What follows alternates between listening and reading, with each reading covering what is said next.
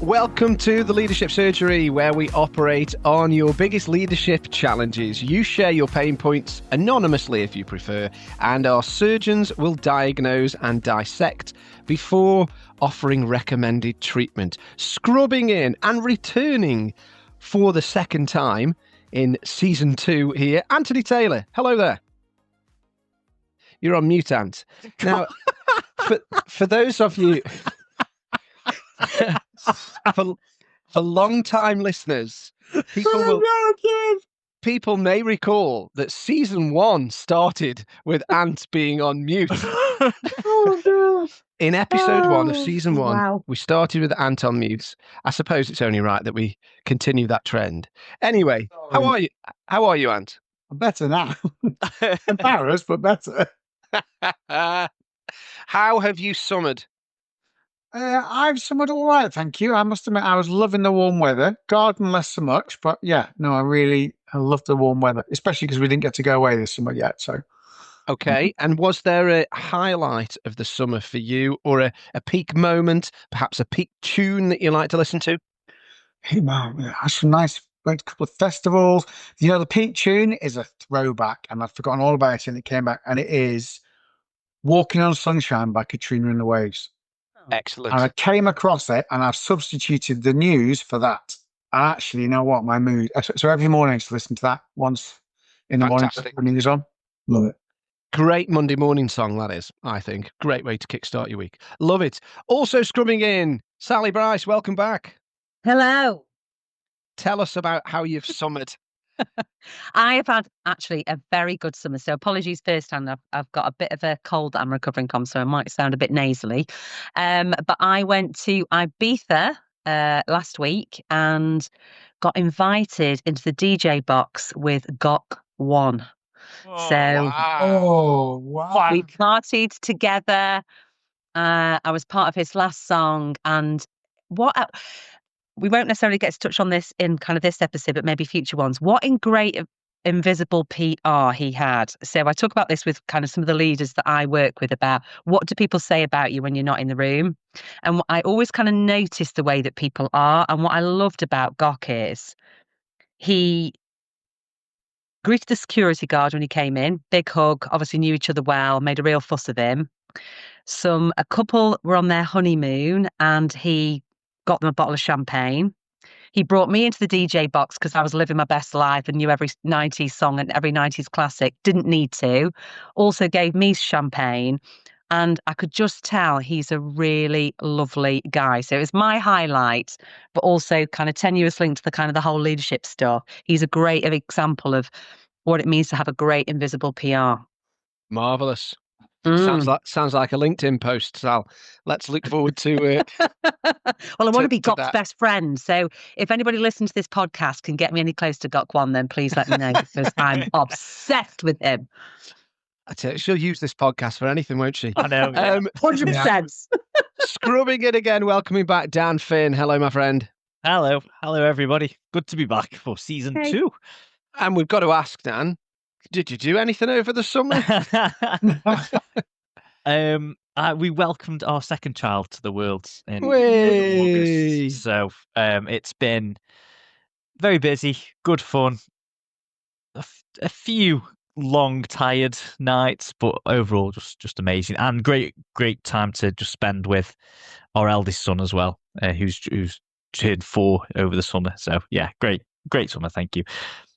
Marvellous. Glad to hear it. I too summered well. I'm going to just mention very briefly my song of the summer, which has extended into autumn.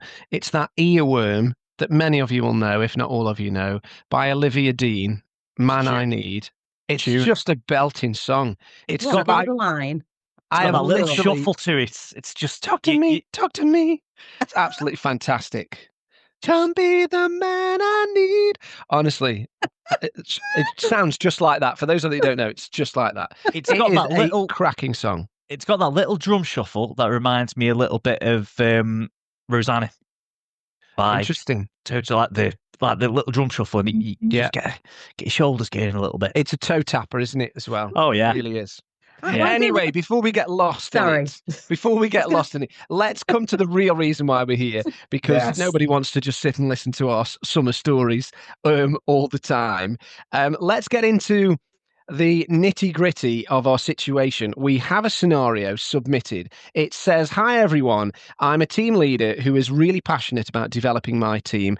I love to help them thrive and see them grow." So far, so good. However, I recently made a bold decision to hold back one of my team members. And this is where the confession comes in, I was getting a bit worried about being left exposed and losing their delivery capability.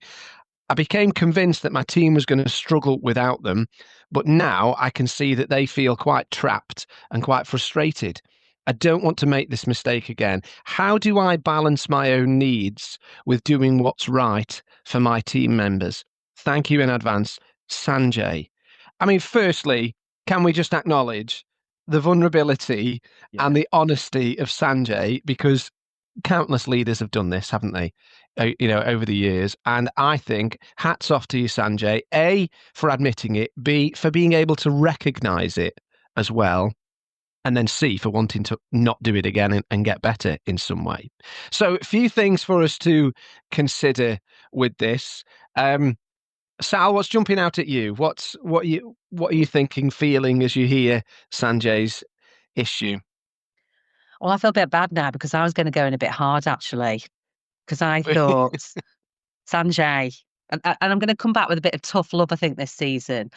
I think, look, it's great that he's been honest and he's been open. You're quite right. Look, this isn't kind of a unique issue. I think other people and other leaders probably have done similar things. But I think the fact that he said, I'm worried about being exposed, this suggests to me that he's probably known for a while, even before this has come to fruition, that this strategy is probably not going to work. And I think if you're that reliant on one person, you've probably misunderstood what leadership is really about. You can't invest in one person and hope that that will be what sees you through, because it's not leadership, it's a bit of a gamble. And so I think it's great you've been honest, but I think he's been on shaky ground for a while, and now this is come to bite him on the bottom. And if other leaders are doing that, it's not a great strategy to have. It's really not. Because go on. I was just going to say, I think you're right though, you mentioned about tough love and bringing that into the season. I think we need to acknowledge, as we have done, well done, Sanjay, for recognizing this. But now let's address this based upon for future leaders and for other leaders, because there is arguably a wrapping of the knuckles of this, isn't there? This is something which should not happen. It's something that some leaders get into the habit of doing very selfishly, and we've got to break some of that. Dan, what were you going to add? Yeah, it's probably to echo some of Sally's thoughts a little bit of how can he say that he's proud of developing a team and then holding on to somebody. Sure, and this is speaking from my experience, one of the proudest moments as a team leader or leader in any shape or form is watching people grow around you and seeing them go on to bigger and better things. I think with Sanjay, I can see it's probably two different sides of it. There is this, he uses the word feeling of being exposed. And is that a bit of his own self-doubt about his own leadership capability, which then reinforces my other side of things is he's got no succession planning he's not preparing for, well, who's next?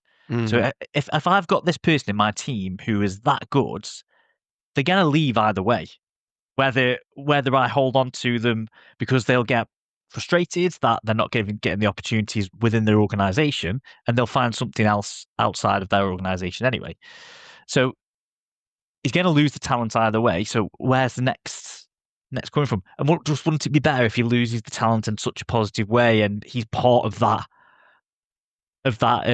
succession and part of that promotion and moving on to something else? So I think for me, it's a little bit of, I wrote down laziness when you read it out. So is it laziness or is it just naivety? Is it that I'm not, maybe I'm not as experienced? It could be. Yeah, well, I didn't think of that actually. So yeah, there's definitely ego, isn't there? There is ego there because fear. Yeah. Sorry, Ant. What were you saying? Fear. Because it could be fear. actually, there's a fear behind this reaction, and it might be from a number of areas. It might be ego driven. It might be, as I think Sal's talked about, that there isn't enough strength on the bench. Whether that's a him issue, whether that's just a talent pipeline issue, we don't know. But he might be thinking, actually, God, I'm going to lose my top performer. There's nobody there. So yeah, it might be some of those emotions. I But just if it think was fear, go on, Paul. Yeah, go on. I was just going to say, if you boil it down, really, you're coming back to it's my needs ahead of anyone else's, everyone else's, isn't it? That's where we seem to be resting with. It's self-preservation for me. That's what's coming up. What were you going to say, Sal? Well, I was going to say, because of his reaction, it suggests to me that he's almost had an awareness that this was going to come at some point. So that's where I probably go a bit like you, Dan. This is maybe a bit of laziness or sticking head in sand rather than this has caught him out. But look, we could be wrong. It could be that this situation has caught him out and he just hasn't. He's maybe been so, and I see this with a lot of leaders, they're so focused on today and what they need to do in the moment, they aren't doing that kind of future planning, whether that's around where they need to take the department or if they've got the capability to support that shift. So it could be either or, but it's just the way that he words it that makes me feel like some of this is down to himself, and taking responsibility is part of leadership. Go on, Anne. If you go on, and what's your disagree? thoughts? Oh, well, I'm going to chuck a couple of contrarian ideas into the mix. Go on. Go on. So I think a couple of things. One is for me that I think it's dead easy to preach all about people growing and you've got to let people go. And I'm a big fan of that. But sometimes actually you've got to look at the needs of the business. And do we automatically assume that for that person to grow, they have to go? So actually, if there is an issue at the minute, you've got to think about your transition planning. And it might be this guy saying, I want to grow another opportunity. That's great. But it might be that he has to be held back for 6 months for the good of the team. Because I also think sometimes if this guy has been grown under Sanjay, then actually he owes him a little bit of loyalty and a bit of actually, I've got to take one for the team. So sometimes it's not always, I just think that in this needs to be considered there's a business behind this and there's a team behind this. And we're not saying never. We're just maybe saying not now. Yeah, I think that's fair. I mean, he did say that he was worried about being left exposed, losing their delivery capability, which to me sounds like he's worried about what's going to play out from here. I suppose he could be, and maybe I'm reading too much into this, but Sanjay could be a bit more clear cut. Is it a case of the team is going to struggle? Or is it a fear of the team struggling, and therefore that's where that preservation comes in? Because there could be people within the team who are actually ready to step up and deliver and stretch themselves and still hit the targets or whatever it is that you're trying to achieve together. So, yeah, it's a valid point. Sal, what were you going to say? Yeah, I agree to a point, but I think if you're thinking about business continuity, again, you should be thinking far further ahead. If he again is, and some things can catch you out, but to your point, Dan, if you were doing the right succession planning, you'd have a number two, you'd have a caretaker, you'd have some of these thought processes and activities in line. Because, and interestingly, I was speaking to somebody about this a few weeks ago about, it's awful, isn't it, to think we might get run over by a bus, but, things can happen. And I've been working with a business this last couple of years where they've had some pretty awful things happen. They had one of their members of their team pass away, and they had two other people that had to take some time out for some health reasons. And in one of the situations, they got no contingency whatsoever and absolutely snookered them. And in the other situations, they'd actually started to do some really good succession planning and actually were able to put a plan in place.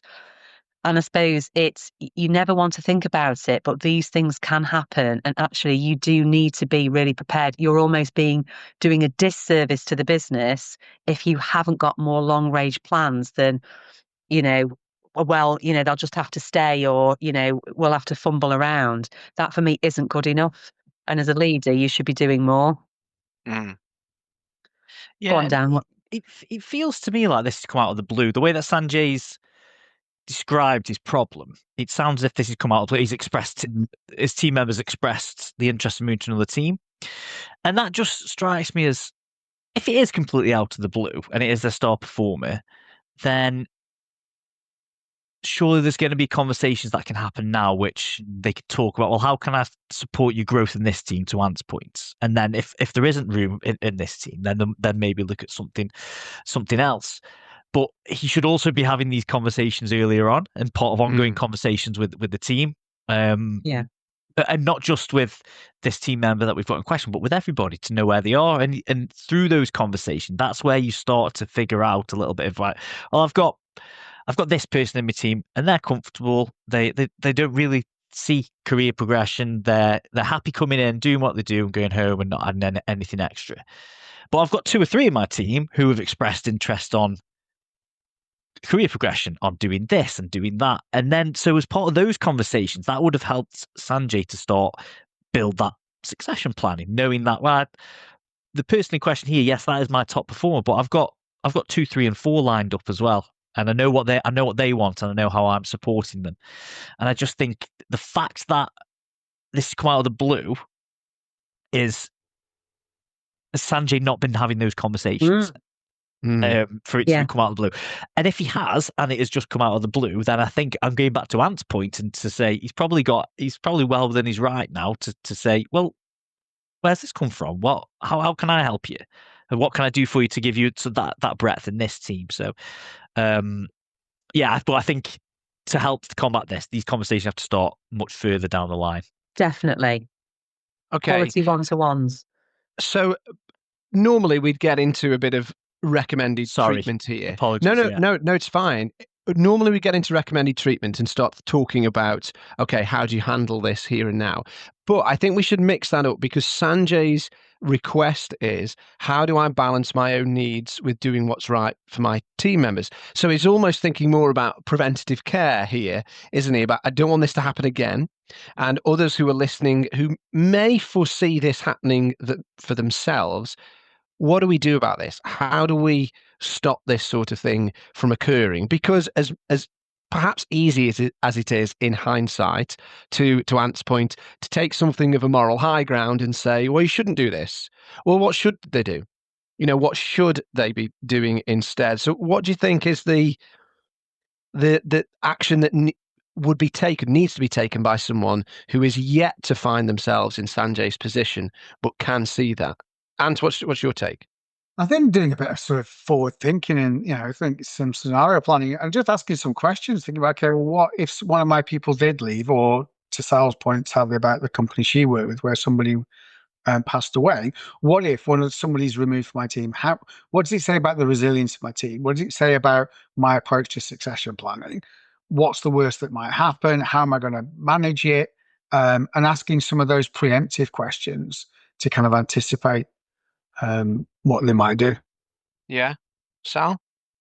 Well, yeah, and I suppose to build on that and kind of what I alluded to kind of earlier was, I think it stems from great conversations as part of your one-to-ones.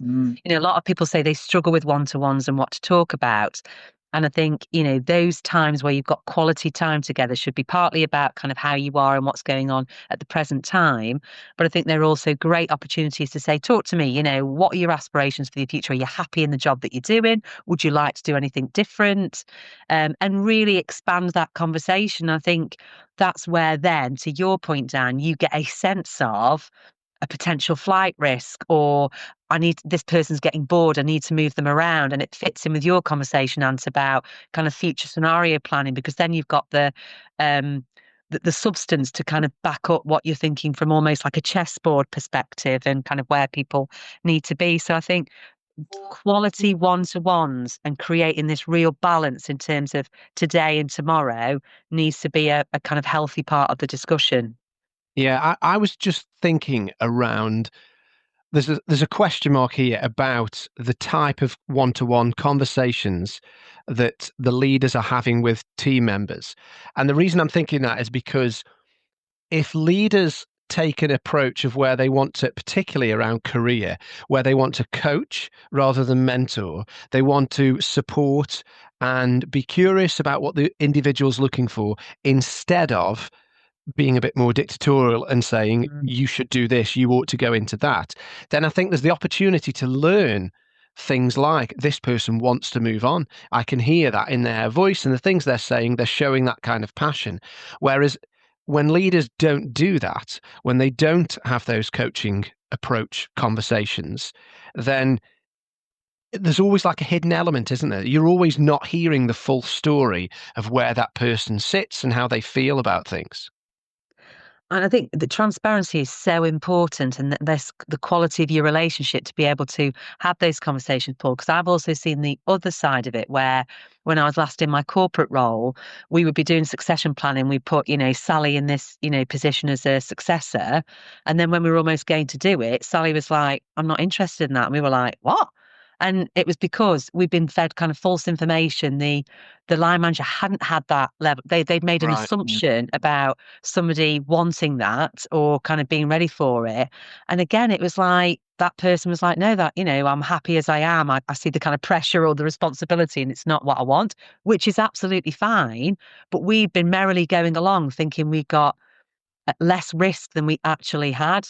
So quality conversations, real transparency, good data is what you need to make sure that everybody is happy, because you can easily piss somebody off by over promoting them when they don't want to do that position. Yeah. I also think, I agree. Yeah, I agree with that, definitely. Because there's always two types of people, isn't there? Those that want to go on the travelator and just come in and do their job and go home, and those that want to climb. And every organization needs both, but not everybody wants the Just same an extra caveat with that, and I think there's a third, whereas what's happening in your life. Right. So, for example, I'm making an assumption here, Dan, but you might say, right at this point, we've just had a child.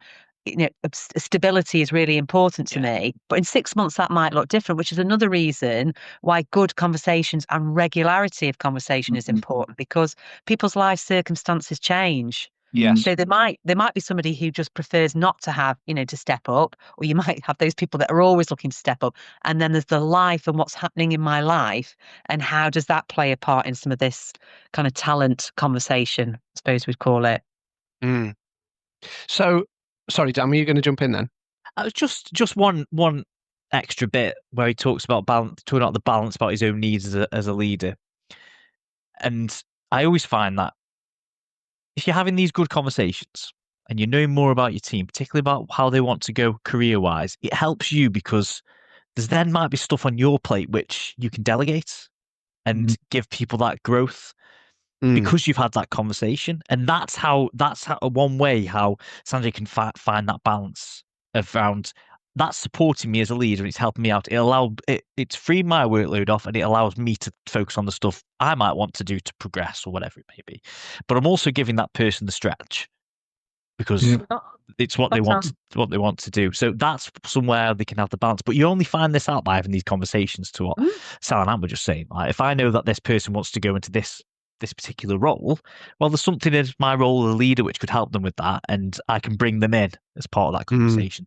Just think that's somewhere where you can potentially find the balance, or other leaders experiencing this could potentially find the balance. So, as we said many times before, it's critical that you are close to your team members, because you need to know what's happening for them, to your point, Sally, about what's going on in their life at the moment, and not from an interrogative way, but just showing care, demonstrating an interest, being curious in where they want to be, what they want to do, as opposed to having the assumption this person seems to be achieving really well at the moment, maybe they want a promotion, or the opposite, that someone is disillusioned and therefore doesn't want a promotion, actually, and anything in between as well, right? What were you going to add, Ant? I have no idea now. I can't remember. I cut you off. Sorry. Sorry. We'll come back to you in a minute on that one. Yeah. Let's get it. You've got your singing in my ear. I just can't. Said no one ever. What about the recommended treatment then? I mean, for Sanjay and for others who might be in this position where you recognise, I've dropped the ball here. I did something that I shouldn't have done. I regret it. How do you push through now. He's got this team member who feels a bit trapped and understandably frustrated. Where do we go from here? What would you do?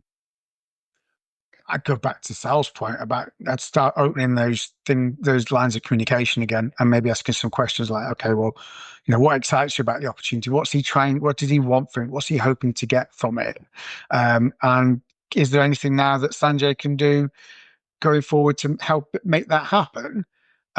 Is there some kind of, not compromise, but can they work together to facilitate it so that this guy gets where he wants to be, and Sanjay in the meantime has got time to buffer up and improve his bench? Is there a leadership role that this guy can take, training up some of the people while they find the next move for him? So I'd go back to Sal's point to start lines of communication. Okay. Dan? Yeah, similar thing. Definitely start having a conversation with the team member. And I'd almost be like he's been in this this problem he's brought to us. He's been open and quite vulnerable and transparent. I'd almost be that with this team member as well.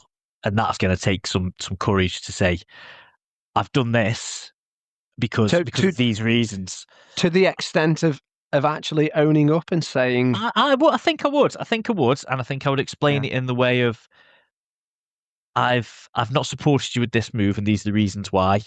Yeah, it's come out of nowhere. I'm worried about the any contingency we've got, and I'm worried about the workload of the team. However, I want to help you get there. I just can't just let you go like this. I need to do something where you can help me build your successor. And I'd almost frame it a little bit like that. And I think just by offering that bit of vulnerability, I think it would still hopefully it would still keep the relationship there. Yeah. I think as well, if he wants a case study in this that might make him feel a bit better, if you watch his Maverick Top Gun 2, that's exactly what Maverick does, doesn't he? He holds that guy back for a few years, but he's done out of genuine interest. Yeah. Yeah, true. Nice pop culture reference. Love it. Yeah. Sal, anything to add? Yeah, well, I was just making some notes because those are both great suggestions and probably where I would have gone first. And something else that's just popped into my head, a bit of theory, but quite helpful maybe as a kind of framework. John Adair talks about task, team, and individual, kind of three circles that interlink. And I suppose I'd bring that in for Sanjay and other leaders as a preventative bit to say, as you start your day or your week, really think about, what am I doing this week that's going to help me in terms of progressing individuals, supporting the team, as well as the stuff and getting the task done. And I think if you start to think in kind of those three buckets around, your activities, your focus, your energy, etc., I just think that way you are more likely to have greater awareness around what activities, etc., that you need to do. So I think task, team, and individual, a framework for your thinking and reflection, both at the beginning and the end of the week, might help you to drive some different conversations and activities, rather than always being focused on the task and the output, or sticking your head in the sand. It makes you accountable for doing things aligned to all three. Yeah. Okay. So stitching up, and I think we've sort of summarised there in the few things that we've just shared with the recommended treatment and with the preventative care. We're kind of in agreement. Sanjay's messed up here. Needs to own that, right? Yeah. But at the same time, well, it's never necessarily the end of the world or the end of the road. Things, everything is redeemable, as I like to say. Everything can be fixed. But it's going to take some courage. And to avoid it happening again, we're saying, well, you've got to be intentional, really, about the way you go about having conversations with team members, looking forward, what that means for a team, the impact, etc. Anything else closing that you'd add that we've not mentioned? I think my only addition, Paul, and we've hinted at it all the way through, is that we get a sense in our bellies or wherever it kind of hits for you, if things aren't working as they should. Just don't ignore that as a leader, because it will bite you in the bum, whether it's a situation like this or a feedback you're putting off, or, dealing with something difficult. I think prevention is always better than cure. So trust your instincts, eat the frog is the kind of metaphorical kind of, and just get stuff done. Don't wait for anything to pile up, because you're right. In most cases, it is resolvable. But I wonder what damage is caused as a result to your brand, your reputation, the team, the business. So, yeah. Good advice. Thank you all.